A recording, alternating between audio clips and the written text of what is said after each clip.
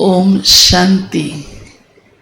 आज प्यारे बाबा के हम अव्यक्त रूप के चले हुए महावाक्य सुनेंगे, जिसमें प्यारे बाप दादा ने हम बच्चों को कहा है कि अब श्रेष्ठ समय को समीप लाओ, अर्थात प्रत्यक्षता के समय को समीप लाओ। आखिर समीपता कब आएगी? वो समय कब आएगा कि बाप प्रत्यक्ष हो जाए? और बाबा ये जिम्मेदारी हम बच्चों को ही देते हैं कि बाप को प्रत्यक्ष तुम बच्चों को ही करना है। फिर उसकी बाबा विधि भी सुनाते हैं, क्योंकि हमारे द्वारा ही बाप प्रत्यक्ष होना है। तो उसके लिए आज बाप दादा ने कहा है कि अपनी संपूर्णता की समीपता लाओ।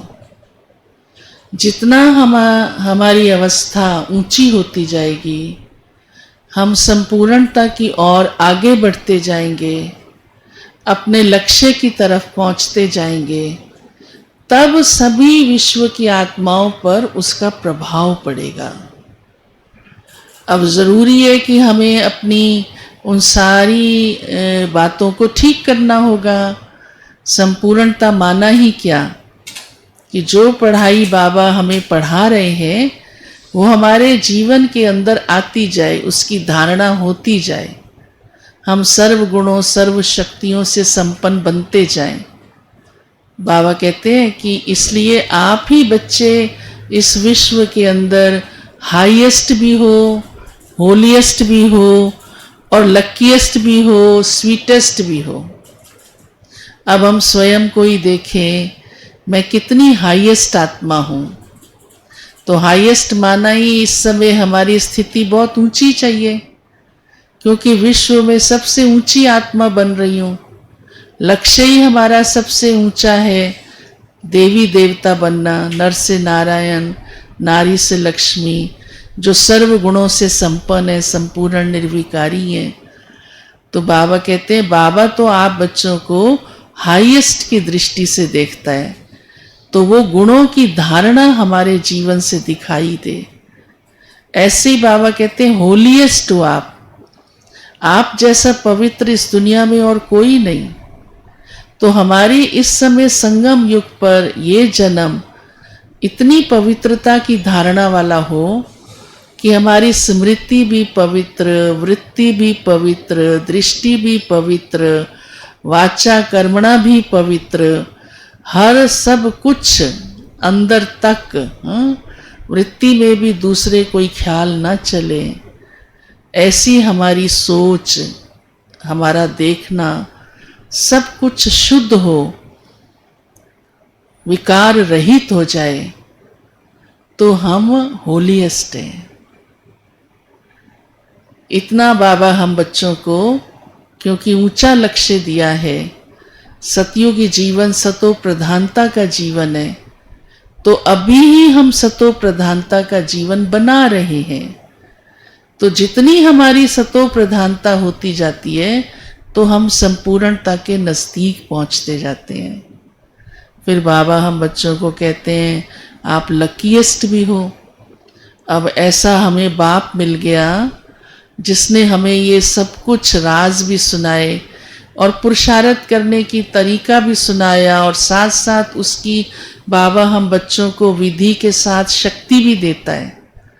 तो लकीएस्ट हो गए ना, और बाप के वर्षे के अधिकारी बनाता है। फिर बाबा कहते हैं, आप स्वीटेस्ट भी हो। बाप को ऐसे बच्चे बहुत प्यारे लगते हैं जो बाबा की आज्ञा पर चलते हैं। तो बाबा ने फिर कहा है, अब ये बताओ कि अब आपको कितना समय चाहिए ऐसा बनने में। जैसे लौकिक में परीक्षा होती है तो बच्चे पढ़ते हैं, तिमाही, छिमाही, नमाही का पेपर भी देते हैं, तो उन्हें मालूम होता है अब इतना समय है, हमें फाइनल पेपर देना है, तो उस लगन के साथ लग जाते हैं। बाबा कहते हैं, अब आप बच्चों को तो मैं पूछता हूँ, बोलो आपका पुरुषार्थ ऐसा कब हो जाएगा जो बस कार्य पूरा होने पे आ जाए, अर्थात प्रत्यक्षता नज़दीक हो जाए, जल्दी प्रत्यक्षता हो जाए। तो बाबा बच्चों से ही पूछ रहे हैं। तो फिर बाबा भी देखो, बहुत प्यार है ना बाबा का। बाबा कहते हैं अच्छा अगली सीज़न जब शुरू होगी उसमें 6 मास रहते हैं, इतना समय तो काफ़ी है ना, तैयार हो जाएंगे ना। तो फिर कई बाबा को आगे से इतना हाँ का आंसर नहीं देते हैं, तो बाबा पूछते हैं फिर कितना समय चाहिए। तो बाबा का कहना यही है कि बाबा मदद करता है, हिम्मत रखो और सब करेंगे तो ज़रूर हो जाएगा, और ये कार्य तो होना ही है और प्रत्यक्षता भी होनी ही है। तो अपने अंदर जो है वो दृढ़ता का लक्ष्य, दृढ़ता से लक्ष्य रखेंगे तो संपूर्ण भी बन जाएंगे। तो अपना अंदर ही अंदर ऐसा पुरुषार्थ करते जाओ कि हम संपूर्णता के समीप पहुंचते जाएं। नहीं तो अगर सोचते ही रहेंगे होगा कर लेंगे, फिर तो आप देखते हैं मंजिल पर पहुंचने में बहुत समय लग जाता है, और अब समय तो बहुत अधिक नहीं है। और बाबा बार बार हम बच्चों को कह रहे हैं, और ये महावाक्य तो 2000 में बाबा ने कहे हैं। अभी तो फिर भी देखो कितनों को समय मिल गया, जो अभी ही बाबा के बने हैं उन्हें भी मिल गया। तो बाबा इसलिए हम बच्चों को ऐसा बार बार कहते हैं, इशारा देते हैं, बच्चे जल्दी तैयार हो जाओ।